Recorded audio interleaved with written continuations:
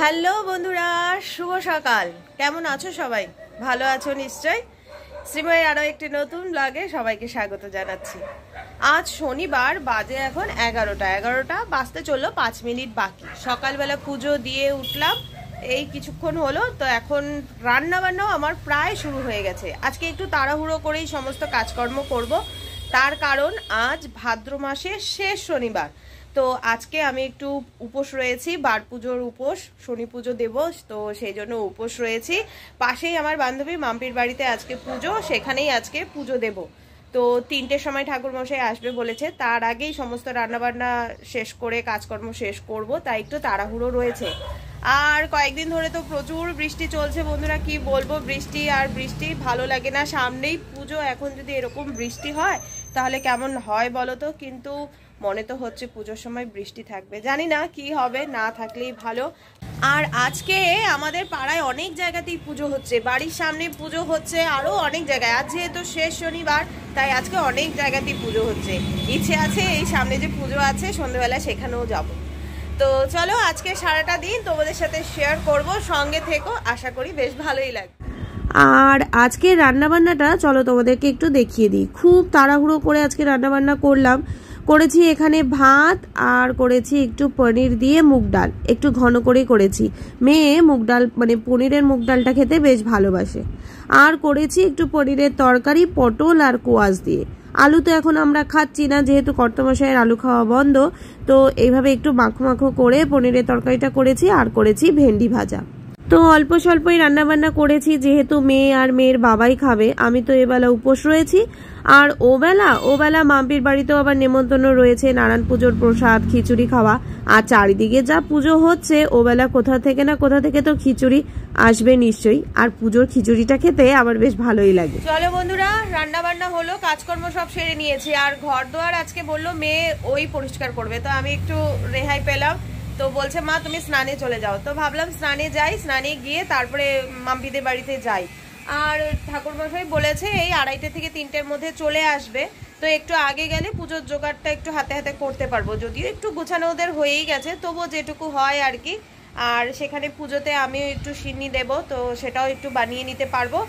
আর পুজো বাড়িতে অনেক কাজকর্মই থাকে, তাই না? তো ভাবলাম একটু স্নান টান করে রেডি হয়ে মাম্পিদের বাড়িতে যাই। আবার মেয়ে একটু বেরোবে, মেয়ে যাবে ওর মামির সাথে মার্কেটে, মানে আমার বৌদির সাথে। তো এর আগের ব্লগে তোমাদেরকে দেখিয়েছিলাম বৌদির সাথে আমি গিয়েছিলাম। তবে এখন তো আমার সময়ের খুব অভাব, বুঝতেই পারছো, সেলাইয়ের কাজকর্ম, তারপরে আজকে উপোস রয়েছি। তো আমার মেয়েকে নিয়ে যাবে, ওই টুকিটাকি কিছু কেনাকাটার হয়তো রয়েছে, তাই মেয়েকে নিয়ে যাবে। ওরা 3টে থেকে 3:30-র মধ্যে হয়তো যাবে। তো আমি রান্না বান্না সব করে রেখে দিলাম। আর কর্তামশাই আসবে, মেয়েকে বললাম তুই খেয়ে বাবাকে দিয়ে তারপরে বেরোস। আর আমি তো ওই বাড়িতে গেলে, জানি না পুজো বাড়িতে গেলে, ঠাকুরমশাই তো বলেছে 3টের মধ্যে আসবে, দেখা যাক শেষ পর্যন্ত কটার সময় আসে। তো হয়তো একটু লেটও হতে পারে। আর ঘরেও একটু লুট দেবো, বাইরে তুলসীতলায় আজকে একটু লুট দেবো। তো চলো স্নানটা সেরে নিই। স্নান হয়ে গেল, আর পুজো দিতে যাবো, তো ভাবলাম আজকে একটু আলতা পরি। এমনিতে তো আলতা খুব একটা পরা হয় না, তো পুজোর সময় একটু আলতা পরতে বেশ ভালোই লাগে, তাই না? তো ভাবলাম চলো একটু আলতা পরে নিই, পুজো দিতে যাবো যখন।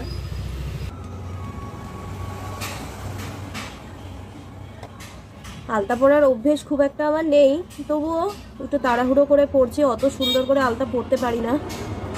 আর আজকালকার যা আলতা, এক ধোয়াতেই চলে যায়, তাই না?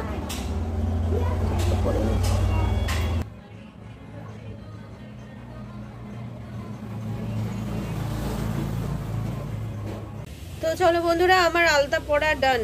তো এই দেখো ছেড়ে বেড়ে গেছে, খুব তাড়াহুড়ো করে পড়ছি। আর পাটা ভেজাও রয়েছে, তো ওই জন্য একটু ছড়িয়ে গেছে। তো বেশ ভালোই লাগে কিন্তু না আলতা পরলে, কিন্তু আলতা থাকে কতক্ষণ। চলো এবার রেডি হয়ে নি, একেবারে রেডি। স্নান করে তাড়াহুড়ো করছি, এখন প্রায় 2:30 বেজে গেল। ভেবেছিলাম 2টোর মধ্যে যাব, এদিকে 2:30 বেজে গেল। 3টের সময় ঠাকুরমশাই আসবে বলেছে। তো চলো স্নান টান করে পুরো রেডি হয়ে গেলাম, একটা সুতির শাড়ি পরলাম। তো চলো যাই, এখন মাম্পির বাড়িতে কিছু জিনিসপত্র আছে, সেগুলো নিয়ে যাব। চলো, চলে এসেছি মাম্পিদের বাড়িতে। আর এখানে এসে দেখছি পুজোর গোছগাছ তো মোটামুটি কমপ্লিট। এই যে সামনে রয়েছে আমাদের এক কাকিমা, আমাদের পাড়ারই কাকিমা। ইনি তো পুজোর কাজকর্মে একেবারে এক্সপার্ট। আমাদের পাড়ায় যখনই কারো বাড়িতে কোনো পুজো হয় কাকিমাই ওই বাড়িতে গিয়ে পুজোর গোছগাছ করে, আর আমরাও সবসময় কাকিমাকেই ডাকি। তাই কাকিমা সকাল সকাল চলে এসছে। সকালে একবার নারায়ণ পুজো হয়ে গেছে, সেটা অনেক সকালে, তখন অবশ্য আমি আসতে পারিনি। আর এখন তো বুঝতেই পারছো বাড়ির পুজোর সব জোগাড় চলছে, মোটামুটি জোগাড়যন্ত্র হয়ে গেছে, এবার ঠাকুরমশাই আসার অপেক্ষা। আর পুজো কিন্তু এদিকে শুরু হয়ে গেছে আর ঠাকুরমশাইও চলে এসছে। তবে আমাদের কিন্তু ঠাকুরমশাইয়ের জন্য বেশিক্ষণ অপেক্ষা করতে হয়নি। আমাদের পাড়ারই কাকু, এই কাকুই আমাদের পাড়ার বেশিরভাগ পুজো করে। মাম্পিদের বাড়ির বেশিরভাগ পুজো এই কাকুই করে, আর কাকু কিন্তু খুব টাইম মেনটেন করে, তাই আমাদের বেশিক্ষণ অপেক্ষা করতে হয়নি। বার পুজো তাই বাইরেই হচ্ছে আর আমরা সকলেই রয়েছি।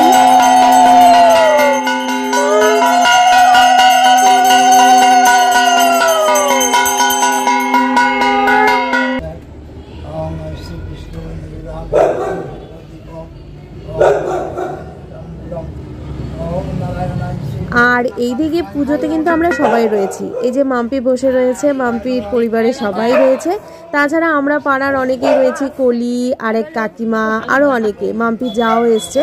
সবাই মিলে পুজোর দিনটা কিন্তু বেশ ভালোই কাটলো। একসঙ্গে পুজোর জোগাড় করা, তার সাথে একটু গল্পও হয়, তাই না? আর সবাই মিলে একসাথে পুজোর জোগাড় করার আনন্দটাই আলাদা।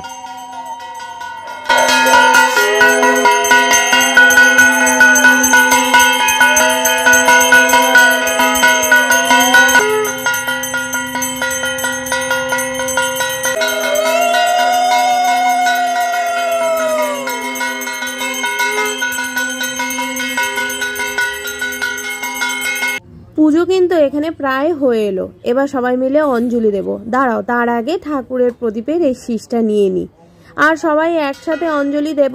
সবাই এখানে আমরা উপোস রয়েছি।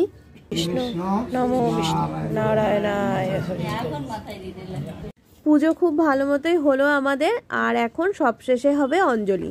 দাঁড়াও, অঞ্জলির জন্য একটু ফুল বেলপাতা হাতে নিয়ে নিই। ভক্তি ভরে সকলের মঙ্গল প্রার্থনা করে ঠাকুরের চরণে পুষ্পাঞ্জলিটা দিই।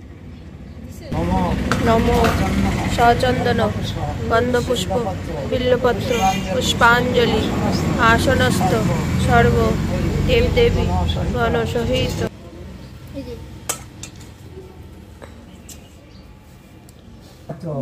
পুষ্পাঞ্জলি আসনস্থ গণ সহিত শ্রী শ্রী শ্রী মহারাজ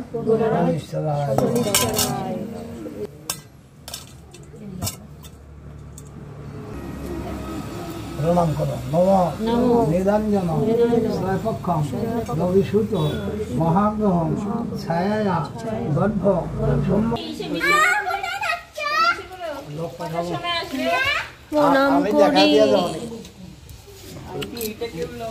লোক আমি দেখা দেবনি। সবাই লাইন লাইন প্রণাম করো।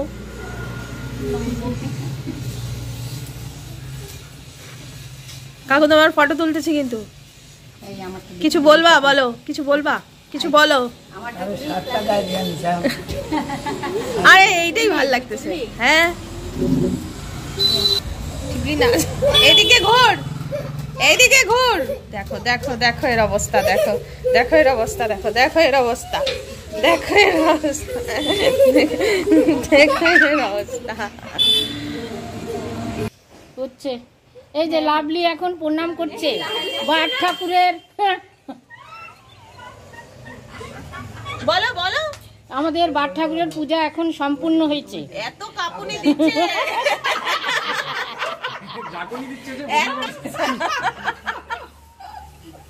কাকু একটু হাই বলে যাও। হাই বলো, হাই হাই বলো। এই তো হয়েছে, এখন হয়েছে। তো চলো বন্ধুরা, আমাদের পুজো খুব ভালো মতো হলো, সবাই মিলে একসাথে খুব ভালো মতো পুজো দিলাম। আর সবশেষে এখন প্রসাদ খাওয়ার পালা।